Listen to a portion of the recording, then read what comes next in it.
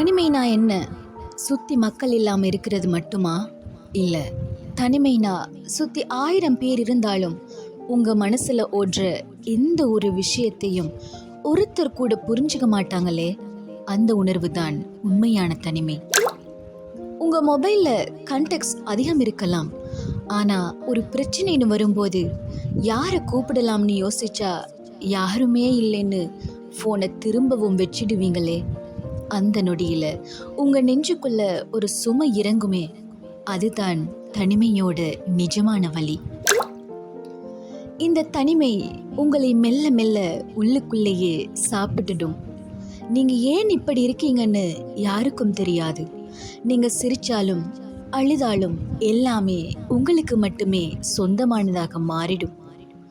ஒரு கட்டத்துல இந்த தனிமை ஒரு சாபமா தெரியும். ஆனா கண்ணை மூடிட்டு ஒரு நிமிஷம் உங்களை பத்தி நீங்க யோசிச்சு பாருங்க.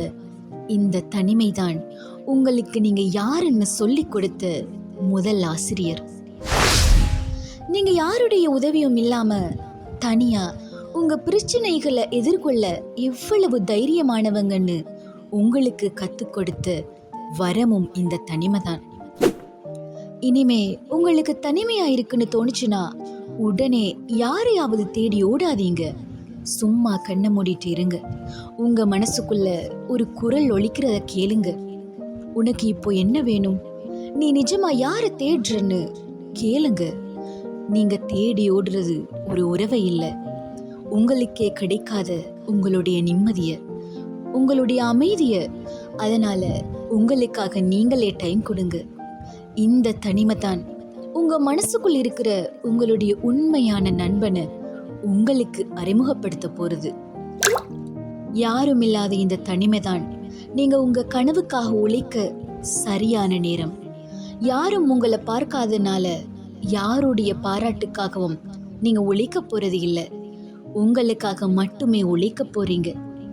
தனிமையில பல விஷயங்கள் உங்களை விட்டு போகும், ஆனா உங்களுடைய தன்னம்பிக்கை மட்டும் உங்களோட நிரந்தரமாவே இருக்கும். நீங்க தனியா இருக்கீங்கன்னு கவலைப்படாதீங்க. நீங்க தைரியமானவரா இருக்கீங்கன்னு பெருமைப்படுங்க. உங்களை நம்புங்க. உங்களுக்கு பிடிச்ச விஷயத்த நீங்க பண்ணுங்க. தனிமையின் வலிய தைரியமா கடந்து வந்தவன் நீங்க. இனி உங்க வாழ்க்கைக்கான இலக்க நீங்க தான் அமைச்சுக்கணும். அவ்வளவுதான். That is simple. இந்த வீடியோ உங்களுக்கு பிடிச்சிருந்தா சப்ஸ்கிரைப் பண்ணிட்டு லைக் பண்ணுங்க. உங்களுடைய ஃப்ரெண்ட்ஸ்க்கும் மறக்காம ஷேர் பண்ணிடுங்க. அடுத்த வீடியோல உங்களை நான் சந்திக்கிறேன்.